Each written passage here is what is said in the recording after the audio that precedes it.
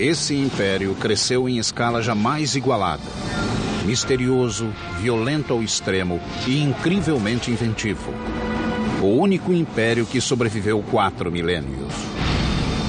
China. Os imperadores mobilizavam exércitos de camponeses para executar obras de engenharia sem paralelo em nossa história. A tumba dourada com rios de mercúrio.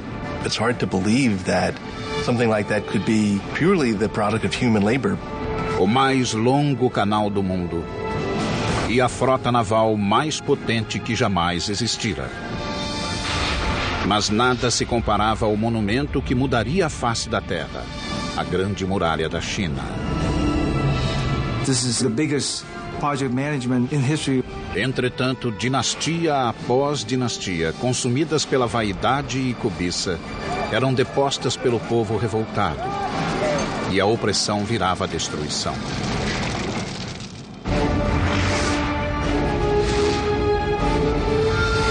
Construindo um império. China.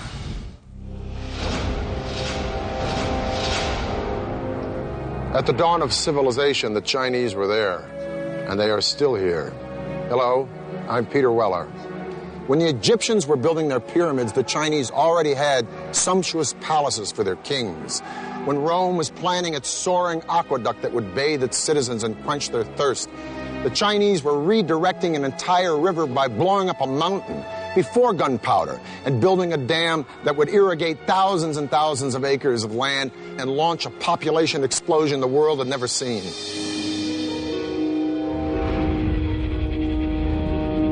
Há 4 milênios, a civilização chinesa cresceu e espalhou-se por vasta área, 1/3 maior que a dos Estados Unidos. Mas durante séculos a China viveu um caos. Os reinos separados lutavam pelo poder supremo. Guerras e conflitos devastavam o território. China was, as we think of it today, more or less, was made up of a number of states, all of which were fighting with one another for supremacy. The period was called the Warring States. No século III a.C., um reino emergiu como o mais poderoso e o mais impiedoso. Uma província, lar de pessoas hostis e belicosas. Eram ambiciosos, fechados e determinados a conquistar e a unir os 7 reinos. Eram chamados de Qin. Eles unificaram o vasto território, criando um império como o mundo jamais vira até então. O reino Qin prosperou em uma região fértil e plana, com acesso a rotas comerciais, como a famosa Rota da Seda, que o ligava aos mais longínquos recantos do mundo. Com o tempo, os Qin desenvolveram 2 vantagens militares sobre os rivais. Aprendendo de nômades e bárbaros, eles se aperfeiçoaram na equitação. Ao mesmo tempo, criaram nova estratégia de guerra. Até então, as batalhas eram disputadas por pequenos grupos de nobres em carruagens. Mas a recente descoberta do metal forjado levou à produção em massa de armas e ao surgimento de um novo tipo de guerreiro, o infante, o soldado a pé. It was a time when the use of iron became much more widespread. So just at the same time as infantry armies, which tended to be much larger, came in, so it was possible to make more weapons. Com essa novidade tática, o povo Qin lançou uma ofensiva para conquistar a China toda. À medida que os rivais caíam, os Qin encararam um novo desafio. Como conseguir alimentação suficiente para esse enorme exército? A responsabilidade recaiu sobre um único homem. Seu nome era Li Bin, oficial do exército Qin e um dos maiores engenheiros de todos os tempos.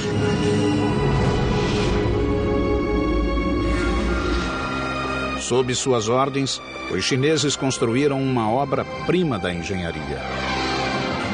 Havia séculos que o rio Min atormentava o povo chinês, provocando secas de inverno e inundações de verão. Agora, Li Bing estava resolvido a domar as águas revoltas. O plano era construir uma barragem que criasse um novo curso de água. Um canal que controlasse as inundações e fornecesse água suficiente para a necessária produção de alimentos. Mas havia um enorme obstáculo: o Monte Qinshen, que barrava o caminho de seu canal. Não havia como mover o monte. A solução foi abrir um caminho através dele para o novo canal. Como era muito antes da invenção da pólvora, seriam necessárias décadas para abrir caminho através da montanha, só com o auxílio de martelos e cunhas. Os Qin queriam resultados imediatos e exigiram de Li Bing uma solução. O jovem oficial utilizou-se então das forças da natureza. Primeiro, mandou esquentar a rocha com fogueiras estrategicamente dispostas e, em seguida, jogou água fria. A rocha se fragmentava, facilitando em muito o trabalho da abertura. 8 anos depois, Li Bing conseguiu abrir um caminho através da montanha. Agora, teria de construir a enorme barragem que desviaria as águas do rio Min para o canal aberto. Milhares de trabalhadores foram convocados, os quais ergueram a barragem apenas com paz e muito músculo. O engenhoso Li Bing projetou uma barragem que podia regular a força das águas de acordo com a estação. No verão, mais água seria desviada para o canal para prevenir inundações nas margens. No inverno, maior quantidade de água ficaria no rio, a fim de evitar a seca. Com a irrigação de vasta faixa de terra do território Qin, a região atraiu uma multidão de agricultores. Os militares tinham uma nova base para lançar ataques ao território inimigo. O Estado Qin começava a galgar os degraus do poder. And he used the wealth created by agriculture and the power created by the military to unite all of China. Em 247 a.C., essa tarefa ficou com o novo imperador Qin, um menino de 13 anos chamado Yingzheng. Ele assumira o trono tendo a mãe como regente viúva. Mas o menino vivia em um palácio fervilhante de inimigos que já conspiravam para destroná-lo e preparavam suas espadas. No alto da lista daqueles que queriam matá-lo, achava-se a própria mãe. A viúva agora tinha um amante e 2 filhos que ela queria ver no trono. Aos 22 anos, Yingzheng descobriu a trama e se enfureceu. Exilou a mãe e mandou matar os meio-irmãos, bem como o amante da viúva. Seu poder agora era absoluto. Com o trono assegurado, Yingzheng ordenou ao exército que terminasse a unificação da China. Mas havia um inimigo que ainda resistia. Era o reino de Chu. Em 238 a.C., os Qin lançaram-se em uma guerra épica e sangrenta com os Chu. Essa luta prosseguiu encarniçada por 15 anos.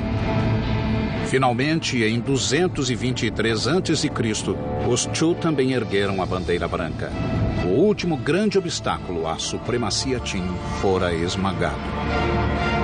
The Qin supremacy over the Chu is they were able to organize their armies in a much more efficient way than had been done before. O sonho do Império Único fora realizado. A China estava unificada e em paz. O legítimo imperador agora precisava de um nome real. E tornou-se conhecido em toda a China e no mundo inteiro simplesmente como Shi Huangdi, o primeiro imperador. Shi Huangdi declarou que sua dinastia duraria 10.000 gerações. Foi em seu reinado que a China executou o talvez mais espetacular projeto de construção de todos os tempos, uma muralha que maravilharia o mundo até hoje. Mas os Qin pagariam caro pela grande ambição do imperador, suportando a ira de chefes cruéis e derramando o sangue do próprio povo. 220 a.C. O primeiro imperador da China, o guerreiro Shi Huangdi, foi inspecionar um novo império. Pela primeira vez, a China encontrava-se unificada e pacificada, e ele tencionava mantê-la assim, com o mais ambicioso projeto de engenharia jamais concebido, a Grande Muralha da China. Well, the Great Wall was a linking up of walls that had existed previously. A number of states in the north of China had built walls partly to defend against one another, but more importantly to defend their northern frontier. Até hoje ela permanece insuperável, mesmo pela moderna engenharia. Uma barreira inconquistável que isolava o Império Chinês do resto do mundo. Ao longo da fronteira, a muralha se estenderia por milhares de quilômetros. This is Chongcheng. In Mandarin it means long wall.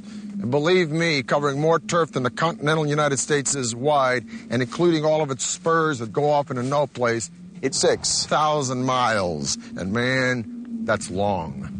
Shi Huangdi, China's first emperor, started building it 2,000 years ago. It was worked on right up until the 17th century. But the original wall didn't look like this. It was kind of a mud brick affair, but it presented an interesting engineering challenge nonetheless, because it had to go all the way from the sea in the east to the Gobi Desert in the west, just to keep the northern nomads like the Mongols out and the Chinese people in. If it took the audacity of emperors to dream great, it took the relentless drive of the Chinese labor force to build great, but not without a price. Their capacity to endure hardship was unimaginable. Men, women, and children worked with their hands on this wall, and if you complained or tried to run away, you were killed. Disease was constant, injury was commonplace. Dressed only in rags, these people suffered bitter cold, bitter hunger, bitter exhaustion. Records say that at the height of production on this wall, close to 1/5 of China's entire labor force, 1 million people were working here, and 1/4 of those people died. And if you died here, usually you were buried here, in the wall, giving rise to its other nickname among some, the Long Graveyard. Milhões de pessoas quebraram o braço, a perna ou a espinha nessa obra.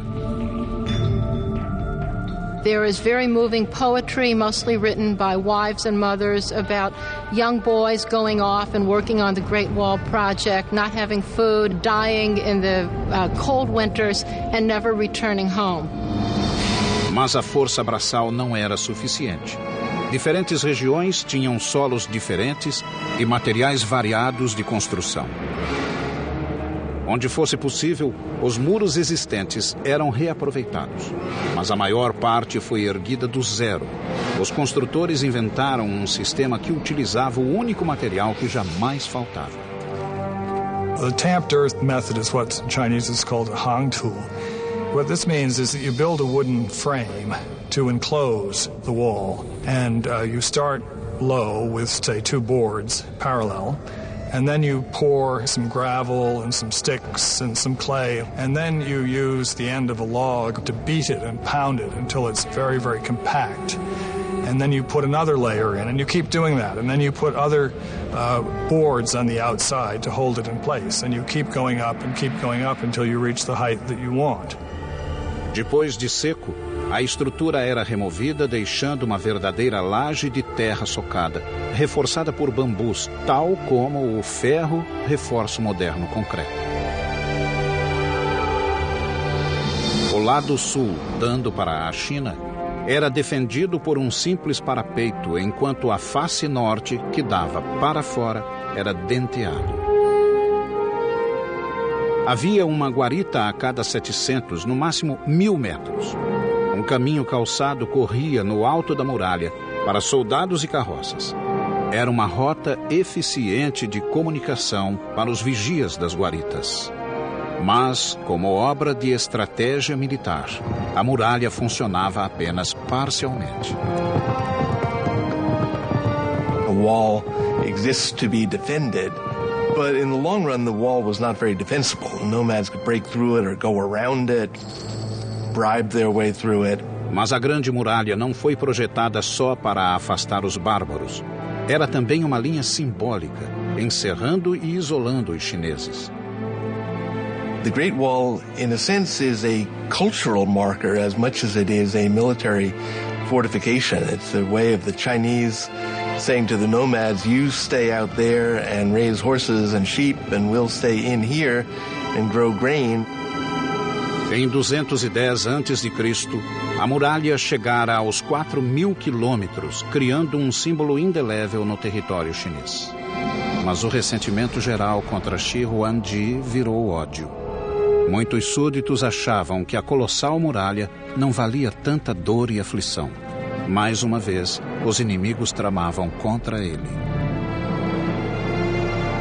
Shi Huangdi's final years were marked by what I think is reasonable to call paranoia. But as the old joke says, just because you're paranoid doesn't mean people aren't out to get you. 3 conspirações chegaram muito perto do êxito. Shi Huangdi revidou, transformando a China em prisão virtual do povo. E ordenou que todos os registros de seu regime fossem destruídos. A punição para quem não obedecesse era o trabalho forçado ou a morte. Cerca de 400 pessoas foram enterradas vivas como lição a quem ousasse reclamar do regime. Quando o filho do imperador objetou, ele também foi banido. A visão de Shi Huangdi transformara a China em um grande império.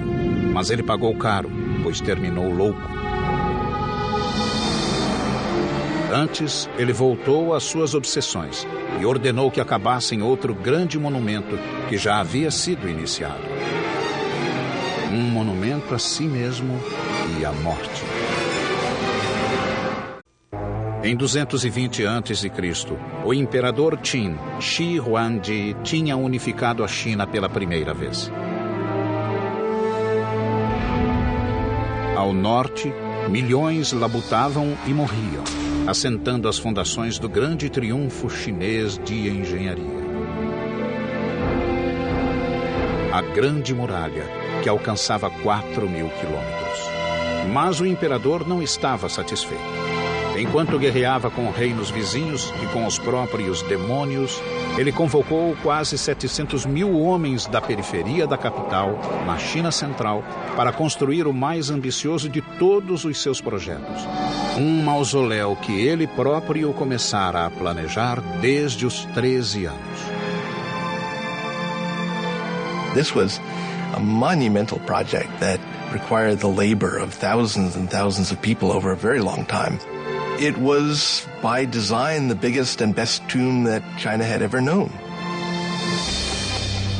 Em 1974, alguns camponeses, ao cavar um poço, desenterraram um antigo guerreiro chinês.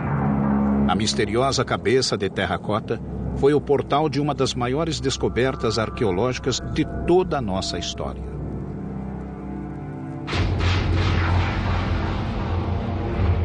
The mound is huge. The mound was always known to be the tomb mound of the first emperor. What was a total surprise was the army of terracotta warriors about a kilometer to the east of the tomb, who presumably were guarding the approach to the tomb itself. Season after season of excavation since the 1970s has yielded more than 5 large pits. The individualized faces and drapery and armor suggest that each one of these warriors was molded from the life from an individual separate human being. The precision and detail in the sculpting, the firing of the clay are unmatched today. These warriors are a colossal achievement, and some believe the greatest archaeological find of the 20th century. But they are only the tip of the iceberg, because this ghost army only served as a guard detail for an engineering feat as fantastic as the world has ever known, the opulent tomb of Shi Huangdi. Cada estátua media entre 1,70 m e 1,90 m, gigantes na época. Alguns pesavam até 300 quilos. Mas o que surpreendeu os arqueólogos que cuidavam do sítio foi a terracota em si. A argila tinha uma dureza acima de tudo o que tinham visto. Os artesãos de Shi Huangdi desenvolveram uma tecnologia revolucionária: altos fornos de barro com temperaturas acima de 1000 graus Celsius. Os arqueólogos acharam 3 grandes depósitos repletos de estátuas que guardavam a tumba do primeiro imperador. Um deles, o primeiro, continha mais de 6.000 guerreiros e cavalos em formação de batalha. Em outro depósito foram descobertos 1.300 soldados de elite, incluindo arqueiros, carruagens e cavaleiros.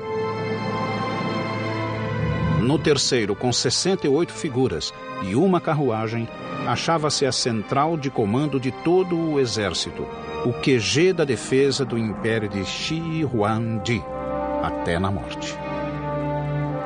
The military armor is fairly specific. We can tell that the armor used was lacquered leather. We can see that people had cleats on the bottom of their boots to help them run in the mud. We can see the kinds of caps people wore and associate them with rank. Paredes de 10 metros dividiam o enorme complexo que se estendia por 7.000 metros em 3 partes: a cidade de fora, a interna e o mausoléu em si. Na construção da tumba, milhares de trabalhadores escavaram um depósito gigantesco, medindo cerca de 500 por 500 metros, equivalente a quase 600 quadras de basquete. Quando o grande complexo ficou pronto, foi soterrado por uma montanha de terra de 120 metros de altura. Na época, pode ter sido tão alta quanto a Grande Pirâmide do Egito. Mas ao longo de 2000 anos, o tempo desgastou a montanha criada pelo homem, que hoje tem 75 metros. It's hard to believe that something like that could be purely the product of human labor, but it is. That mound was put there, basketful of earth after basketful of earth, to cover what we assume is an entire underground city dedicated to the afterlife of the first emperor. Shi Huangdi's tomb is definitely the expression of a guy who wanted his empire to blow away everything the world had ever known. The ceiling is said to be a night sky studded with constellations made out of pearl. The floor, an entire recreation of his empire in miniature with pavilions and pagodas by a flowing river of mercury. The king himself laid out in gold and jade in a bronze coffin floating on a pool of mercury. Now, all this is pretty fantastic and mind-blowing, but is it true? Well, scientific tests have proven mercury levels 100 times the norm around the mountain, and ground-penetrating radars detected a room inside the mountain 33 feet high. So the emperor's tomb may be all it's cranked up to be, but we're going to have to wait to find out, because the Chinese government has decided not to excavate the place until they have the technology to preserve what's inside. And even then, once they go in, it may be a very treacherous dig. There were corridors and trapdoors and booby traps that were designed to prevent tomb robbing. Now, we assume that those are no longer operable after a couple thousand years, but I'm sure whoever goes into that tomb first is going to step carefully. Shi Huangdi declarou que sua dinastia duraria 10.000 gerações. Mas 3 anos após sua misteriosa morte, o vasto império caiu. O imperador pagará alto preço pelos mirabolantes projetos de engenharia. A Grande Muralha e a tumba arruinaram o país, além de quebrar a espinha dos camponeses. Empurrado até o limite, o povo se revoltou e a China mergulhou no caos. Shi Huangdi, o primeiro imperador da China unificada, estava morto. Poucos choraram. E muitos esperavam o fim da odiada e cruel dinastia Qin. Uma nefasta luta pelo poder tomou conta do império. In a word, it was chaotic. Very quickly, after the death of Qin Shi Huangdi, things fell into civil war, with various people vying for power. Em 206 a.C., um novo líder surgiu determinado a trazer estabilidade para a China. Seu nome era Liu Bang. Soldado e político astuto, ele sabia como conquistar a mente e o coração do povo. Nos 4 anos seguintes, Liu Bang consolidou-se no governo e obteve o apoio popular. A paz retornou ao império. Quando morreu em 195 a.C., ele tinha iniciado uma dinastia que floresceria por quase 4 séculos, os Han. O clã atirou-se à construção da Grande Muralha com maior fúria ainda que Shi Huangdi. They extended the Great Wall much further to the west than it had been, and set up a set of garrisons and a series of watchtowers that guarded the trade routes out into Central Asia for hundreds of miles to the northwest of the capital. Os Han plantaram fortalezas a intervalos menores que as outras dinastias, de 1 a 4 quilômetros. Nas áreas de muita atividade inimiga, o intervalo caía para 500 metros. Os soldados Han tinham 3 grandes missões na muralha: defendê-la de invasões, enviar espiões às linhas inimigas e obter informações, e manter as fogueiras das torres sempre acesas e abastecidas de lenha. Han Dynasty signal towers incorporated several sorts of alarms. Flags and smoke were only used in the daytime. Torches were only used at night. Bigger bonfires and drums were used at any time, and complex codes were devised for these signals. And just like today, modern codes, they were all classified as top secret and unknown to the public.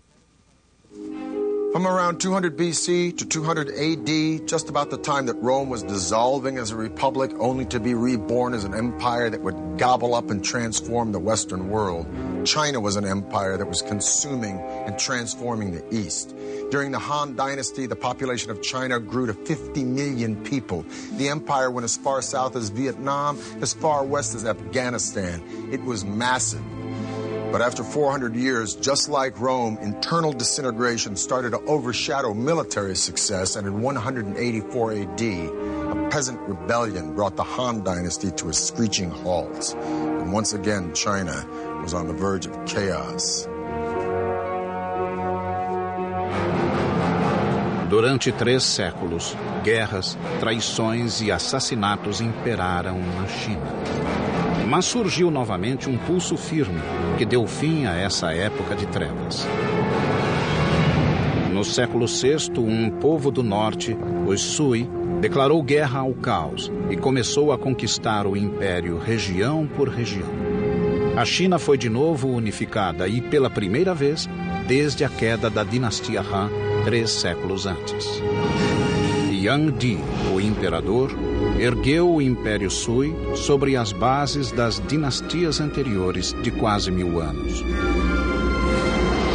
Diferente dos antecessores que se concentraram em fortificar a China contra o mundo de fora, Yang Di voltou-se para dentro e reforçou as fronteiras internas. A China era vasta e seus rios constituíam um eficiente meio de transporte a grandes distâncias. 2 grandes rios atravessavam o país de leste a oeste, o Yangtze no sul e o Amarelo no norte. Mais de 1000 quilômetros separavam os dois. A China era uma casa dividida. Yang Di decidiu agir e imaginou ligar a China do norte com a do sul com uma artéria central gigantesca, um grande canal. Seria uma estrada de água para mercadores, soldados e cidadãos. Very common to China in terms of constructing any large infrastructure project. They would look at existing waterways and try to find area where they could connect and link the entire canal. They want to take advantage of the natural geography. Esse gigantesco projeto de construção exigiria mais de 1 milhão de homens trabalhando nas escavações. As condições de vida e trabalho eram péssimas, cruéis e primitivas. Milhares morreram de fome, fadiga e doenças. Alguns eram surrados até a morte pelos supervisores.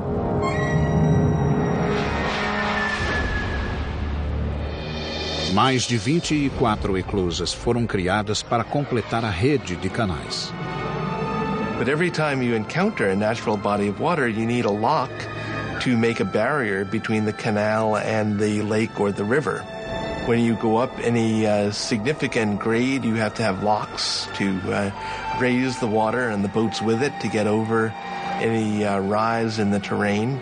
5 milhões de trabalhadores levaram mais de 6 anos para construir o Grande Canal. When it was built, it stretched 1,200 miles, and it was the longest and most ambitious canal project that had ever been enacted on the Earth up to that time. Ligando o Rio Amarelo com o Yangtze, o Grande Canal podia transportar bens por até 70 quilômetros em um dia. Ao longo do canal, as cidades prosperaram com o comércio de seda, porcelana e algodão. Mercadores e artesãos enviavam seus artigos a todos os cantos do país. Economically speaking, it made interregional trade much easier, as well as providing work for a lot of people, building it, maintaining it, working on it, transporting goods and people up and down it. Tal como o Rio Nilo, no Egito, o canal integrou norte e sul, consolidando as bases do Império Unificado. Well, the canal was a tremendous generator of wealth. There was opportunity for poets to travel, for painters to wander and begin painting landscapes. So it really was an engine of cultural development, not just along its own route, but with influence far beyond its own confines. Com a obra monumental concluída, Yuan Di decidiu que era hora de aproveitar seu belo canal. Foi um espetáculo patético. A corte de 1000 nobres viajava em um luxo que beirava a obscenidade. Well, the emperor had beautifully appointed luxurious imperial barges that could take him down the Grand Canal. So he would spend as much as half of every year enjoying himself in the sunny south. O imperador chegou ao requinte de exigir pratos exóticos e tributos exorbitantes de cada cidade por onde passava. Quando os restos dos lautos banquetes eram jogados na água, os infelizes que haviam construído o canal observavam o desperdício em desespero. Novamente, o imperador chinês subestimara o poder do povo. Os cruzeiros de luxo e consumismo alimentaram um profundo ódio contra o regime decadente. Em 618 d.C., o povo se revoltou e uma série de levantes assolou o país. Outra vez o caos engoliu a China e logo alcançou o próprio palácio. O imperador foi morto pelos generais e a dinastia Sui teve fim repentino. Contudo, o império fora unificado. O cenário estava pronto para a época de ouro do país. Pela primeira vez, os engenheiros expandiram o império para fora dos próprios limites. 6 séculos atrás, uma espantosa armada de navios chineses cruzou o mar da China em busca do Ceilão, da Arábia e da África Oriental. Era uma frota como nunca fora vista, com barcos de 9 mastros, escoltados por dúzias de navios de carga, de patrulha e de transporte de cavalos de montaria. A tripulação somava mais de 27 mil marinheiros e soldados. Era a famosa armada da poderosa dinastia Ming, anunciando ao mundo que após um século de domínio mongol, a China voltara a seus legítimos donos. Na proa, via-se o almirante, um plebeu da província de Yunnan que se tornara um dos mais poderosos líderes da dinastia Ming. Chamava-se Zheng He. Tinha 11 anos quando sua cidade natal caiu nas mãos dos Ming. Arrancado do seio da família, ele foi levado como presente para o príncipe e castrado.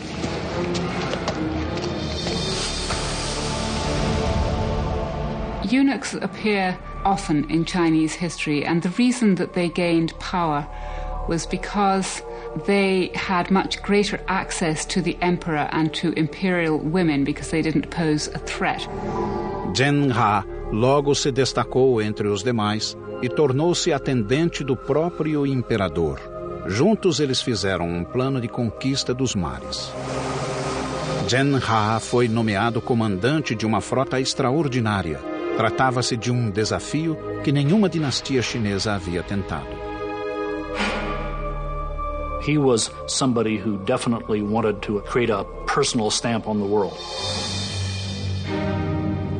Zhen He encomendou 337 navios e adaptou 188 cargueiros de fundo chato para a água salgada. Just to get the building materials together, get the craftsmen, get the designers and all the rest, and then, say, put together a fleet of 300 ships is remarkable. I mean, the British fleet in the time of Napoleon, it had an upper limit of about 100 ships of the line, men of war. Exército de 30.000 carpinteiros, veleiros e artesãos trabalhava e morava nos estaleiros, cuidando noite e dia da magnífica frota de Zhen. No centro do enorme arsenal, 7 docas secas achavam-se separadas do Yangtze por represas de 8 metros de altura. Uma vez prontos os navios, as represas eram abertas, inundando as docas secas. A nau capitânia era espetacular, contando com 9 mastros e medindo 135 metros, quase uma vez e meia o comprimento de um campo de futebol. Foi o maior navio de madeira já construído. Projetado para ser estável, tinha fundo chato, recheado de pedras e uma inovadora madre do leme que podia ser erguida para reduzir o calado em águas rasas. Compartimentos isolados e estanques, inspirados na forma dos gomos de bambu, continham água potável e alimentos, além de manter o barco flutuando, mesmo com brechas no casco. O segundo deck era o alojamento da tripulação. Cozinha, cantina e operações ficavam no terceiro deck, enquanto o quarto servia de plataforma de lutas. Aparelhada, a capitânia tinha 9 mastros e 12 velas quadradas de seda vermelha, tingindo o azul do céu. Os outros navios tinham até 24 canhões de bronze, com alcance de tiro de até 300 metros. Popas e proas tinham esporões para atacar navios menores. Alguns navios transportavam cavalos ou soldados. Outros levavam tanques de água fresca e suficientes provisões para até 28.000 homens. We're talking about a really, really big fleet. It had as many soldiers and sailors on it as the Spanish Armada of 1588. It had about twice as many ships. Em 1405, o comandante eunuco Zhen He zarpou rumo ao mundo. Zheng He was not an explorer. What Zheng He was doing was what we would call in modern terminology power projection. Em 28 anos de carreira naval, o almirante Zhen He visitou 37 países, rodeou a ponta da África até o Oceano Atlântico e comandou uma frota cujos números sobrepujavam os das frotas europeias somadas. As viagens de Zhen He estabeleceram a China como superpotência marítima. Mas em 1433, a era marítima da China foi interrompida. Zhen He morreu repentinamente quando visitava a Índia e a frota foi chamada para a China. Um novo imperador ocupava o trono. Com uma ordem incompreensível, ele mudou o curso da história chinesa. Apesar do domínio naval gozado pelo país, a magnífica frota de Zhen He deveria ser incendiada. Foi um dos momentos decisivos da história. A China tinha tudo para ser senhora dos mares e colonizar o mundo, anos antes dos portugueses, espanhóis, holandeses e ingleses. Sob o novo imperador, todos os navios marítimos foram destruídos. Até os portulanos de Zhenha foram queimados. A era marítima da China terminara. Todas as portas agora se fechavam. Os navios se foram e a promessa de poder internacional e conquistas estava morta. O motivo da decisão do imperador permanece um mistério até hoje. 1449, 16 anos depois que o império se isolou de novo, o velho inimigo da China retornou. Os mongóis lançaram um ataque maciço. Tal como as dinastias anteriores, os Ming refugiaram-se na muralha para se proteger. O resultado seria um feito monumental, talvez o mais espetacular do império: a restauração da Grande Muralha, que se transformou na colossal estrutura que conhecemos hoje.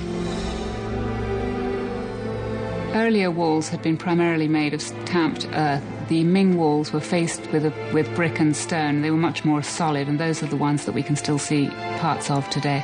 Uma mistura de papa de arroz e calcário queimado criou uma argamassa cuja eficiência rivaliza com a do moderno cimento.